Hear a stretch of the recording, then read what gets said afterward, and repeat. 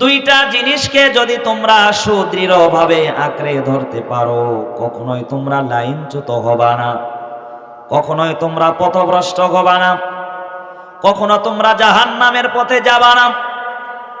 নবী আমার ডাক দিয়ে বললেন, তারাকতু ফীকুম আমরাইন লান তাদিল্লু মা তামাসসাকতুম বিহিমা কিতাবাল্লাহ ওয়া সুন্নাতা রাসূলি। হুকুমনামার দুইটা কিতাব, হুকুমনামার একটা কিতাব আর আমি রাসূলুল্লাহর অপর দিকটা হলো সুন্নাহ।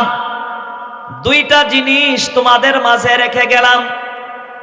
নবীরা দুনিয়াতে আসেন, তারা ইন্তেকালের মাধ্যমে পরকালে চলে যান, কিন্তু আহলুস সুন্নাত ওয়াল জামাতের আকীদা হলো সমস্ত নবীরা দুনিয়াতে নিষ্পাপ এবং মাসুম বেগানা ছিলেন, আর তারা তাদের কবরের ভিতরে জিন্দা আছেন, তথা তারা নামাজের সেজদারত অবস্থায় তাদের স্ব স্ব কবরে জীবিত আছে।